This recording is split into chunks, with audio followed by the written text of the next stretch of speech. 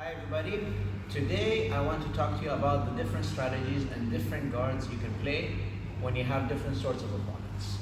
Obviously, there will always be exceptions. You will always have one kind of guard that you rely on with most of your opponents. I'm just talking about the more convenient option, especially when a particular kind of opponent frustrates what you would normally call your guard. So number one, let's look at heavy opponents. Okay, these are people who are considerably heavier than you, stronger, and they can put a lot of weight on you. What I wouldn't recommend is half guard. Yes, he might have a great half guard, but generally speaking, if he connects his chest to your chest, he connects his arm to your head control, it's over and he's going to be able to flatten you out. So with heavy opponents, you always want to have at least 1 foot on either his hip or his bicep. When I have something like normal spider guard, even if he puts all of his weight on me, there will be a certain limit to it because I am distancing myself from him and I'm not allowing his chest to connect to my chest. So things that apply to this rule. Spider guard, lasso guard is a very good option, and tarantula guard, otherwise known as hollow guard, which is my personal favorite, especially when it comes to off-balancing your opponent and creating submission opportunities. Speaking about submissions, when it comes to opponents who are considerably heavier than you, I wouldn't recommend locking a triangle when you clearly have the opportunity to go for an omoplata. If you find yourself with one arm trapped, I would always go for the omoplata because when I do the omoplata, his weight is not on top of me.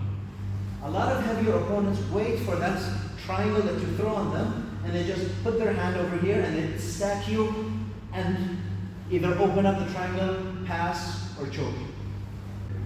The second kind of opponent is faster opponents. These are opponents who usually stand up and switch quickly from side to side. And if you play a slower kind of guard, they might be able to overwhelm you. They look for pant grips usually, or pant and collar, and they can easily switch from one side that I did and passing to the other. Their strongest asset is their footwork. So you need to take away at least one of their feet or the entire leg. The number one guard for me when it comes to this kind of opponent is getting control of one of his legs. So that could be sit-up guard, that could be half guard, or again, in this particular case, my favorite, deep half guard. Of course, they will still try to jump around, maybe take your back from here, so you need to be careful. And the moment you can get your best grips that trap him, then you have a guard that can not only slow him down, but you can also sweep, submit, and take the back. Next, old school opponents. These are people who usually know one of two passes. That's either the stack pass or the over-under pass, and they just like to play it safe. So what I wouldn't recommend is trying to go for a De La Hiva or something, or spider guard, because the moment they feel like you might be able to twist their leg a little bit, they will just drop to their knees and go back to their safety nets. For these opponents, what I would recommend is, again, lasso, bicep, tarantula guard, and your number one asset, because you know that they are committed to being on their knees, is in trying to go for their back. If you see an arm drag, then that's your perfect opportunity to go for the back. And they are very exposed to the arm drag. And you know what happens if they panic from the arm drag? They will stand up and then expose themselves to a takedown or one of the more advanced guards.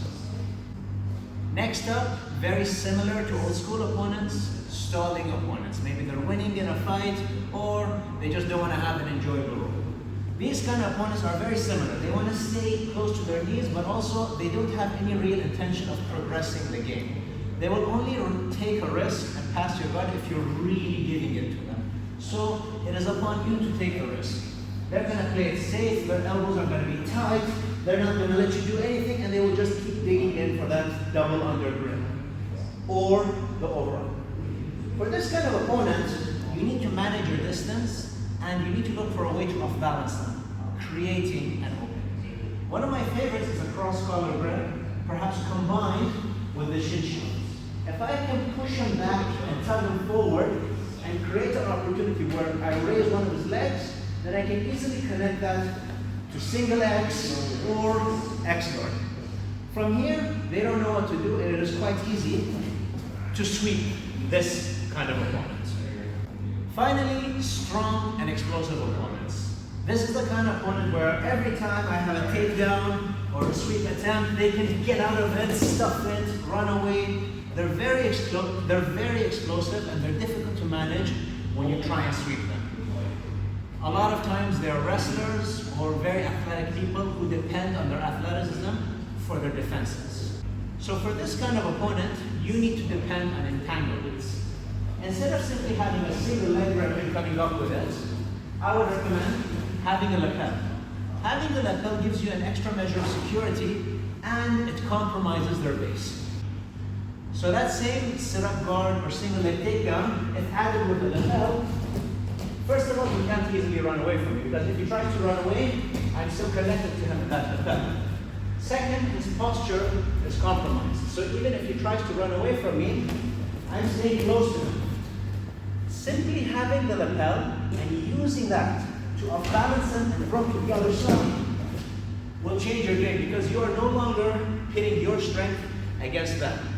You're having their own lapel work against them. Other ways of using the lapel is all of the lapel guards, like squid guard, or even classic warm guard. Using any variation of warm guard, as you can see, compromises his posture, and even if he's explosive, even if he tries to run away from me, he can't break this grip. It's too strong most of the time. That's it for today, guys. Let me know if you like this. Let me know if you want to see more content like this. Thank you very much. See you next time.